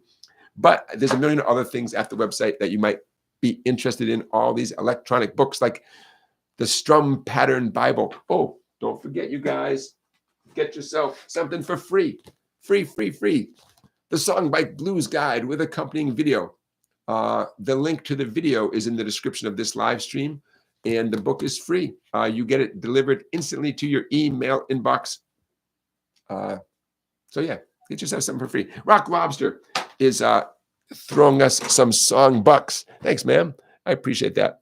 Song bucks are how you can contribute to what we're all doing here. Literally, you pay for the black Sharpies. Oh, I can stop sharing this now, right? Okay. I get caught up in stuff. I'm distracted, my friends. And I'll tell you why I'm distracted in a minute. Rock Lobster, thank you. You are, and Randy, thank you too. I appreciate the song bucks from you, Randy. When you guys make a donation, I'm not even joking, you are paying for this paper. My expenses are pretty low in terms of like having to buy stuff. Blank paper, printer ink, black Sharpies, red pens. I like red kind of ballpoint pens. Aside from like utilities like rent and electric and Wi-Fi, stuff like that, my expenses are pretty low. So you guys are helping. I appreciate that. Thank you for your super chats. Wingo says, my book arrived in 1 week exactly. Excellent. That was the hard copy book, the Hal Leonard book. Excellent. Hal Leonard, big publisher. I was very proud when they reached out to me and said, would I like to write a book for them? And maybe I'll do another one someday. We'll see. But that book came out pretty cool. I like it. And it's still in print. That when I did business with Hal Leonard, when I, was in talks and signed the contract and all that stuff, they explained that a book doesn't have to sell 1 million copies for it to be kept in print. That's not quite that simple. The guy explained that they have plenty of books that don't sell billions of copies, but it's worth it to them to keep in print. And then in the contract, it stipulates that should Hal Leonard ever decide to not continue printing my book, the rights revert back to me, and then I can do it with one stipulation, one condition. This is kind of funny to me, but I get it, but it's kind of funny to me. The big condition is I can't use the same picture on the cover. I have to change, the look of the book, which, I mean, I get that, but yikes. Maybe I'll grow my hair out again, and I got a buddy who, I kind of loaned him a black Strat that I had kind of on a permanent loan. Maybe I'll get it back from him, and now I'll get my flannel shirt. And I'll say, but it's a pretty cool cover. I bet if that day ever comes, I bet I could come up with an equally cool cover. Rock Lobster's pointing out that I also give my time. You're right. You're right. Time is money. So you guys, I'm distracted because the building that I'm in, where my music studio is a building that's divided into thirds. I have 1/3, and there's 2 other businesses. My third is pretty small. It's not really a third. Anyways, on the other side of that wall is their bathroom. The water has been running in their bathroom. You guys probably can't hear it. It's been running for over 24 hours. I find it distracting. I let the landlord, I texted the landlord. I don't know. He's not reading his texts. I thought, I don't know. It's not, I don't know what's going to happen. It's a lot of water, man. I can't get into their business because it's their business. I can just hear the other side. So yesterday I was preparing for this live stream actually, and I have headphones on. I'm doing different things. And every time I took the headphones off, I thought it was a dude in there using the bathroom, like washing his hands or something. And every time, like every 20 minutes, I take out the headphone, like, man, it's another guy. Like these guys, they work and they'd spend all this time in the bathroom. And finally it occurred to me that I'd been hearing that sound for like a couple of hours. And that's when I realized, oh my God, someone left the water running or left the toilet running or something, and they're gone, but they're long gone. I don't know if they worked half a day on Friday or whatever. Anyways, I'm a little distracted by that sound and just wondering, how is it going to end well? It's not going to end well. Something's going to happen. Something's going to explode. Anyways, okay. Anybody got any questions? Put a question in the chat. Why not? As your questions arrive, let me check a few things off my list here. Let's see. I want to talk about this ghost strum thing. And I mentioned that earlier. I'm going to play for a second. And that will be a good way to introduce this topic of the ghost strum.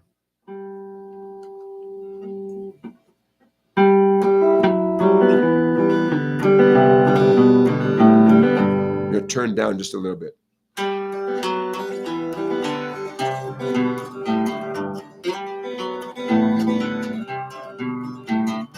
Okay.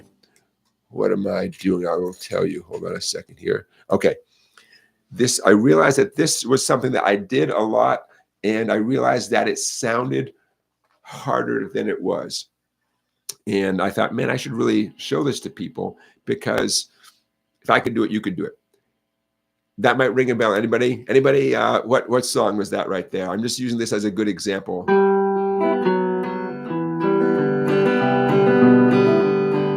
It's a little bit loud. You guys know this. Put the name of that song in the chat. The reason I'm using that as an example is because the way I just played it right there, basically like the original, it involves a very specific melody, which in this case is a G major scale descending, going from highest to lowest. But in between those notes, there's that little sound, right? That's the ghost strum. It's a very light down up. Yeah, Ren knows is the Grateful Dead. It's a very light down up on 2 strings, 3 strings, favoring the treble strings, not the fat strings at all. But I'm being vague because it is vague. It's a vague little brush. Hear that? It sounds like nothing, right? Nothing. It's a little ghost strum. It has to be a down and up. You have to hold the pick very loosely. If one of you is doing it right now and you drop your pick, good. Yes. That's great. You don't want to drop the pick, but that's how loose you should be holding it, that you should feel like, oh, you're just about to drop your pick. I don't want to analyze this too deeply, because the whole point is to do it as filler. And now here comes in slow motion. I'll talk about the scale in a minute.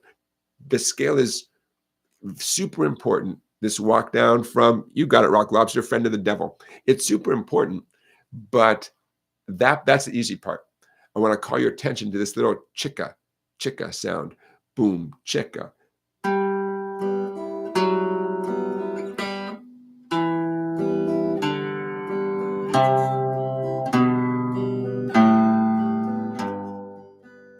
Now, I'm hoping that is loud enough that the mic is picking it up, but I'm also hoping that you hear a big contrast between how the melody notes pop out and the filler down up is barely there. I'll do it one more time.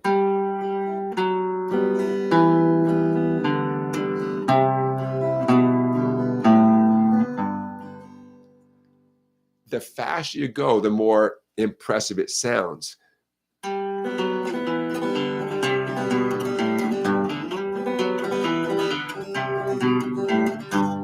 I mean, that sounds, in my humble opinion, that sounds great. And it's so easy.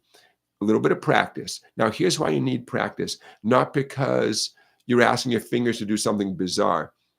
It's that huge contrast with how loud the melody notes are and how, minor the ghost strum, that little down, how gentle that is.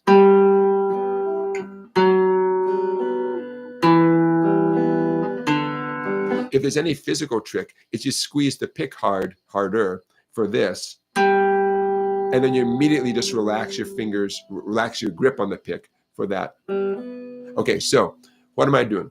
The walk down, this scale, D string, delta, D delta, also known as the fourth string, at the 5th fret. 5, I'm going to use my pinky, to 4, same string, to 2, same string, to 0, that's the first half. 5, to 4, to 2, 2, to 0. And to me, that seems like a pretty logical fingering. Pinky to ring, to index finger, open string. Now, in between, I'm going to strum 2 or 3 treble strings, just very lightly, right? I know I keep saying that.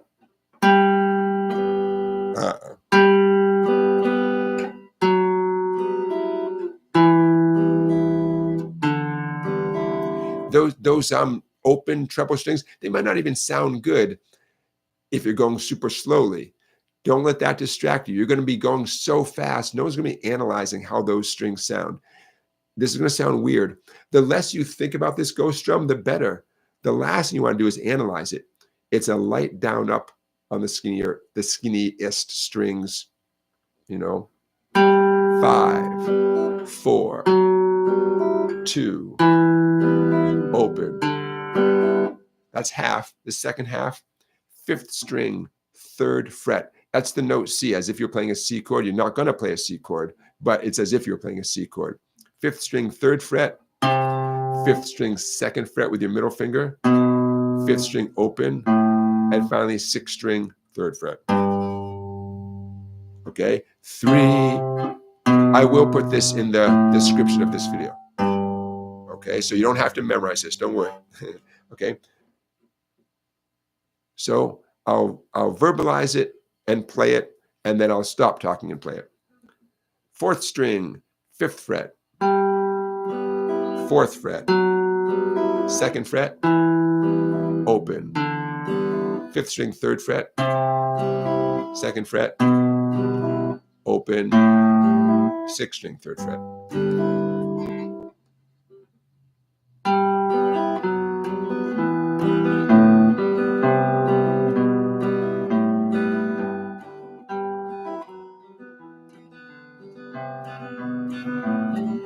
Notice where my eyes are. You can't look everywhere, right? I'm trusting my dominant hand, my picking hand. I'm keeping my eyes on my left hand. I think that's what I would advise you to do. You got to memorize it. This is one of those things that's just short enough that you can memorize it, and then you have a choice. Look at your right hand or your left hand. some of you might benefit from looking at your right hand. This might be totally new for some of you. So maybe looking at your right hand is the way to go. I mean, in the very beginning, you kind of have to look at both hands, right? It's just that it can be kind of exhausting looking at both hands. So I guess my advice would be to look at your left hand, your fretting hand, if you had to pick just one hand. Okay, so this is one of those things. Remember that tough love segment? It seems like just moments ago. This is one of those things where if you've never done anything like this before, this might take you a couple of weeks to get comfortable with. Your brain, this is the funny thing, your brain can wrap, you can wrap your head around this relatively quickly. Like, okay, that doesn't mean, sadly, right? It could be a month. Who knows how long this is going to take? I don't know. I wasn't keeping track when I learned this stuff. I don't know. But yeah, slow and steady.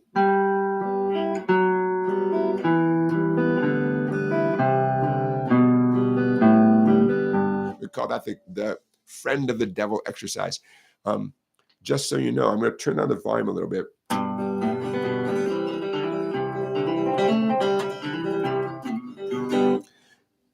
Friend of the devil is just a good context. What I was just doing there was not any one particular song. I'm kind of noodling around with a G and a C chord.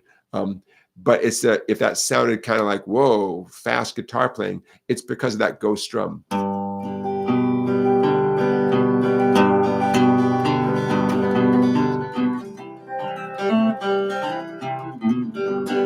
I mean, I still think that sounds amazing. Now, your basic bluegrass hotshot would not be impressed by that at all. They call that what they do absent-mindedly while they're watching TV, But I also know that there's nothing to it. I'm going to stay on my G chord, 6th string, 5th string, 4th string, maybe back to the 5th string, 6, 5, 4, 5. Every time I hit one of those individual strings, I squeeze the pick, kind of pop it out a little bit, make it pop, and then I immediately relax and do that little ghost drum. Okay, you guys get the idea. It sounds great, it feels great, and it's going to take a little bit of practice. And like I keep saying, it feels like such a little nothing. It's like a little motion, like I'm barely even thinking about it. And it's not because I'm a genius. I wish I could tell you, but no. Now, this directly lends itself specifically to bluegrass and country kind of playing, especially on acoustic guitar. I'm struggling a little bit here on electric guitar because I want those to be so soft. And guess what my amplifier is doing? It's amplifying the information, right? So those of you who are currently playing electric guitar right this second, or maybe that's all you have is in electric guitar, you have a little bit of a challenge ahead of you. Acoustic guitar, if you want something to be loud, you got to hit it.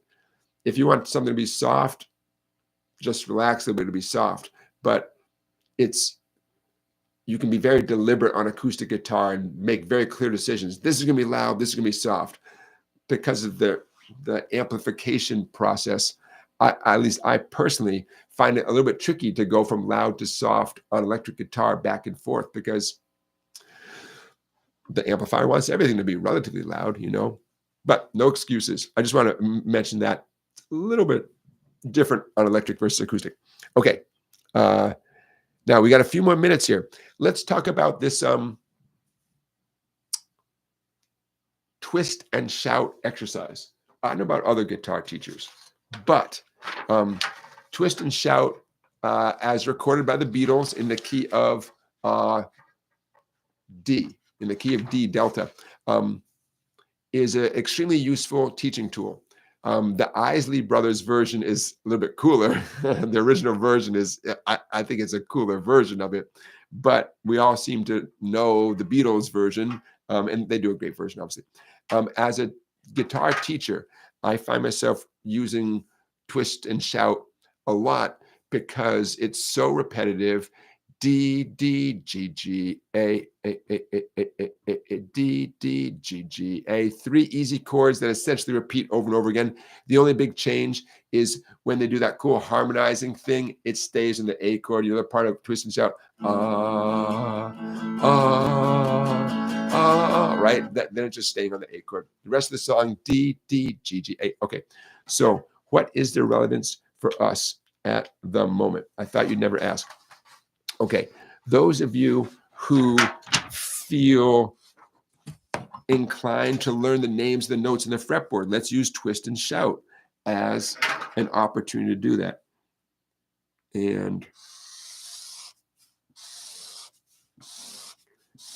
here we go. Okay, as I do this, the whole point of this exercise, finding the individual notes, D, G, and A, not the chords, the individual notes, D, G, and A, all over the fretboard. Then you crank up Twist and Shout by the Beatles, and you play the individual notes along with the Beatles chords.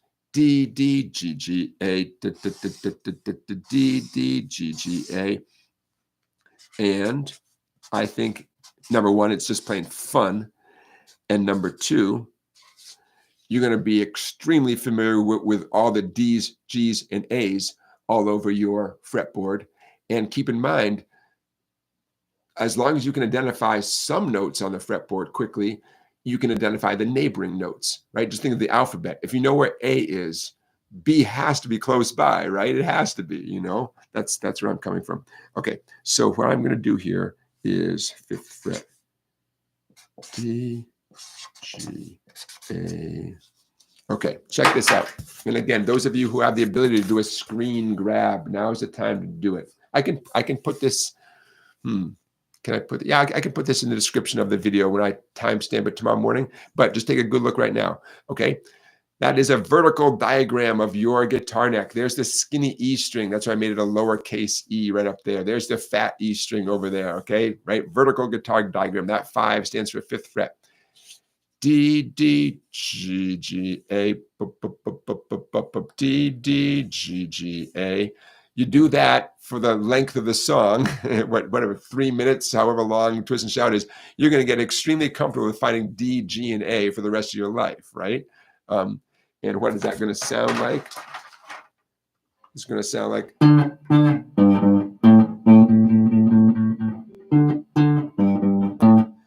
Don't worry about which fingers you're using, although to me it seems kind of logical to use your ring, index, back to ring, but that's not the important thing. The important thing is now you have a method of memorizing 3.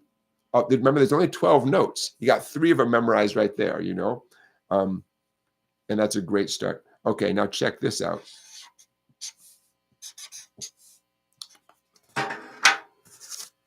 Ooh, you have options now. There's a D, but what about that G and that A? Perfect. Why not? Right? What about D, D, G, and then over to that A? Sure, you can mix and match, go crazy. You know, the song's gonna go on for a few minutes. Basically, it's never gonna vary from the D, D, G, G, A, you know? So you got plenty of time.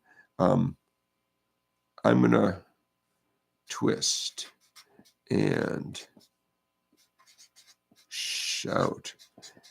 Raise your hand if you've never heard the Isley Brothers original version. Raise your hand. To make tonight the night. Crank it up. You'll see why the Beatles heard it and thought, oh, we got to do this song, right? Isn't that fun, man? Like to, you know, go back in time for a minute and put yourself in the Beatles' shoes. They heard the Isley Brothers version and thought, oh, we got to do that song, you know? How interesting. Okay.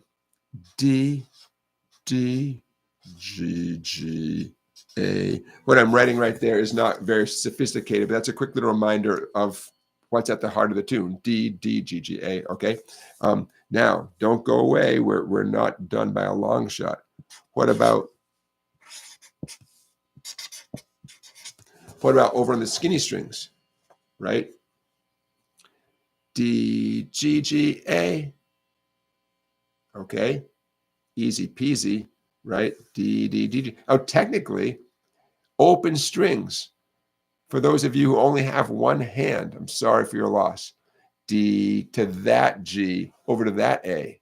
There you go. You're now a one-handed guitar player. Open strings. D to that G to that A. Play along with Beatles all night long. If you are wondering what key the Isley Brothers do the song is in, I don't know off the top of my head. I'm pretty sure it's not the key of D, because I did a deep dive on this, and they weren't doing it in the same key. But now I don't remember what key the Isley Brothers do it in. Okay, so see the method to my madness here, right? I mean, if you had this in front of you, and right at the moment you have it in front of you, then crank up the song and just go at it, right? Now I'm going to fill in a few other ones. How about that A right there on the G string, 2nd fret, 3rd skinny string, 2nd fret. Hey, quick reminder, speaking of tough love, it is extremely important that you call the skinny string the 1st string, and you call the fat string the 6th string, because then you'll be like all the cool kids, okay? Just think, biggest string, biggest number, okay? Fat string is the 6th string.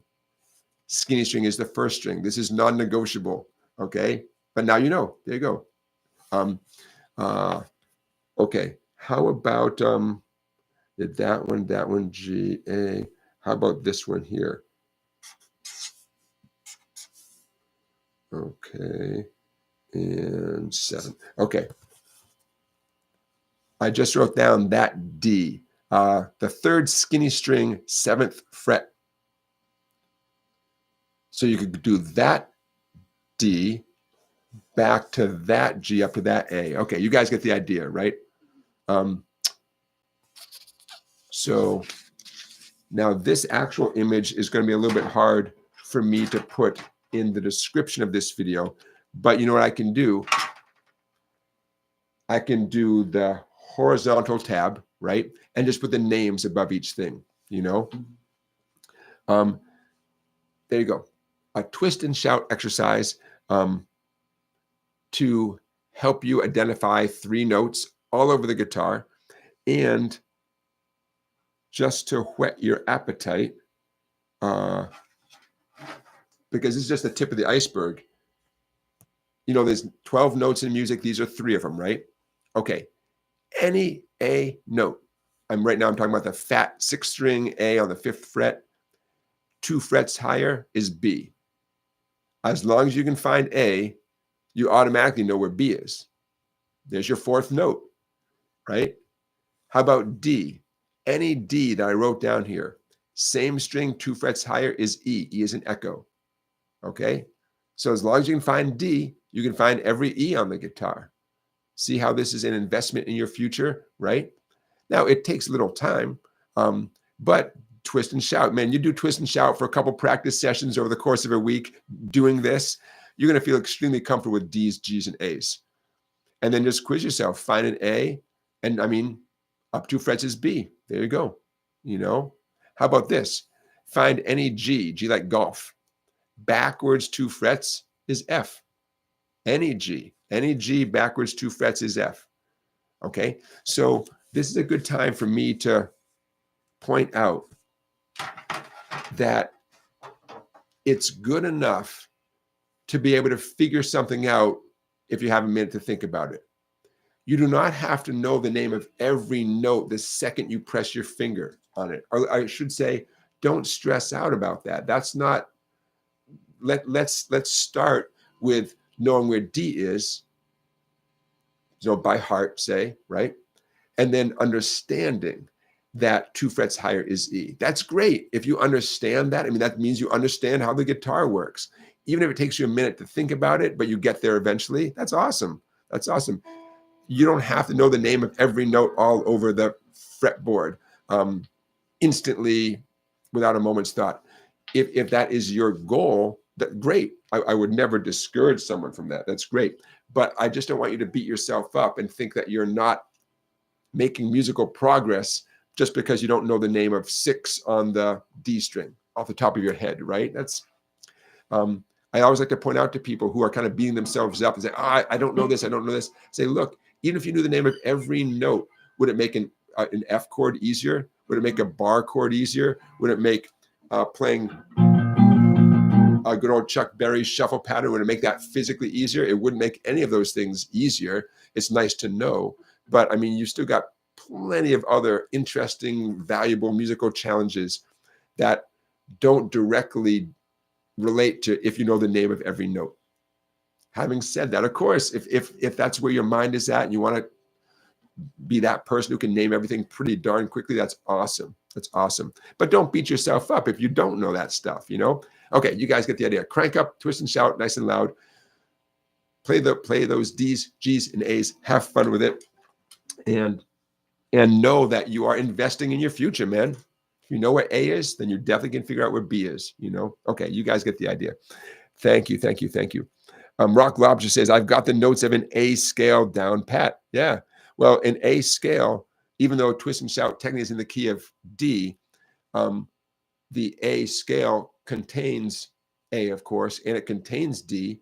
So right there, if you know the A scale, you got the A and the D right there. Sadly, the A scale contains the note G sharp. So you would have to mentally remember, oh yeah, G sharp is 1 too high. G sharp at the 4th fret. And for twist and shout, you want G at the 3rd fret. I'm talking about the first skinny string. And by the way, every once in a while, I get grief for using terms like fat string and skinny string. I understand. It's like as if I'm speaking to someone with a learning disability. Guess who teaches people who actually have learning disabilities? This guy. And let me tell you, everyone agrees on which string is the fat string. So in a weird twist, I don't have the patience to talk too much. I just want to say fat string. So we all do the fat string, right? We all know what the fat string is. We all know what the skinny string is. But yes, I understand that it would appear to be speaking down to a person who's perfectly capable of understanding, you know, where the B string is and where I get it. But I found it very useful in teaching the variety of students I've taught over the years to use terms like fat and skinny, thick and thin, heavy, and so on. Yeah. That's how I roll. All right, you guys. I'm going to wrap up in a minute. I have a bunch of cool things on the agenda for next week that I didn't get to this week. That's okay. Including emerald guitars out of Ireland. I started a brand new student recently who came in with an emerald guitar. If you're curious, yeah, Google that. And very interesting guitars out of Ireland. I didn't get to talk about Ernest Ranglin this week, so a bunch of things that will they'll keep. I'll put them in the fridge and they'll keep till next week. Before I say goodnight, I want to check out the poll results. What would you ask Mike Campbell if you were sitting with him and as he was writing his book? And it looks like we're sticking with the plurality. 41% would just want to hear Tom Petty's stories. Yeah. 24% would want some songwriting advice. 12% would want to know about his career. How did he start? What happened? You know, tell us everything. And 24% in the other category. And I know, was it you, DAC Poet, who said, I just want to know all those things. Other, like meaning all the above. Yeah. Okay. I'm going to timestamp this video the way I always do tomorrow morning. But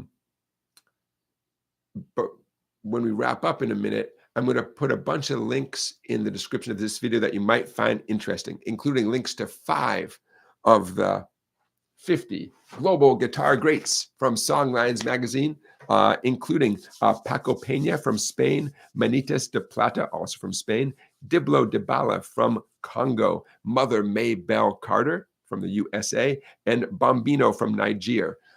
If any or all of those names are unfamiliar to you, then you're going to definitely want to check out the curated, I love using that term, the curated YouTube videos I chose for each one of those performers. I think you'll get a kick out of each and every one of those. If you haven't watched the Norman's Rare Guitars documentary on Netflix, I recommend it.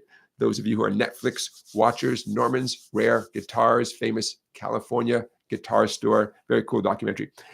maybe I'll see you at the Grammy Awards tomorrow in spirit. I don't know if I'm going to watch the entire ceremony, but I'm definitely going to be clicking on the results to see who the winners are. Because in my little deep dive into the nominees, I discovered so many very cool musicians in all the different categories towards the bottom of the list. So I'm very excited to see who's getting the Grammys, and I think everyone who is nominated should be proud of what they did. If you're hanging around the Connecticut shoreline, tomorrow is Jim Beloff doing a big ukulele workshop across the street. If you're into ukuleles, who else is coming through town? The Blind Boys of Alabama are coming through town on the 4th, which is Tuesday night. Very cool. What else? We didn't do a dumb question of the week. I just didn't have any dumb questions. I'll come up with some dumb questions for next time. We didn't do the student quote of the week. I got some good offers of things that people think I should try to sell to you. We'll get to that next week. Lots to talk about. All right, you guys. Say hi to my mom if my mom is watching. Say hi to my wife if my wife is watching. Thank you, Beginner Guitar Lessons, for being our moderator. You guys, I'm going to say a few good nights. Randy, Pathway 4. Christian, good night. Sending you good nights out there in Denmark. Thanks for watching, Christian. Rock Lobster, thank you for being here. Thank you for your super chat. Randy, thank you for your super chat. Wingo, thank you for being here. William, everybody who dropped some wisdom in the chat, thank you for doing that. A to Z me. Booba John, who else is around? Live to Fly. Hey, Live to Fly. A to Z me. Did I say your name already? All right. If I didn't say your name, Caddis, thank you for being here. Willie Snyder. All right. John Cavallo, thank you for being here. All right, you guys. Next week, next Saturday, I will have a report on how my big gig went on Friday night. If I get my act together, maybe I'll stream it on Facebook. No promises, but if you're on Facebook anyways, give me a follow. I'll probably just, will I do it through the SongBike? Yeah, go to Facebook. Do a search for the phrase SongBike, all one word, SONGBIKE. If I do like live stream our gig on this Friday night, it's 6 to 9 p.m. Eastern time. I'll do it through that source, the SongBike Facebook channel. I've never done that before. No promises. I'll tell you what though. Well, yeah. Give me a follow anyways, because even if I don't live stream it, I share interesting stuff on Facebook. I like to think. Anyways, I'll give you guys a report on what went well and what didn't go well, but it's going to go great. Very excited. All right, you guys. On that note, thank you for being here. Have a great week. I hope you have lots of opportunities to play the guitar. Like my old fire chief used to say, make good choices. Words of wisdom. All right, you guys. I will see you next Saturday. Thanks for being here. Take care.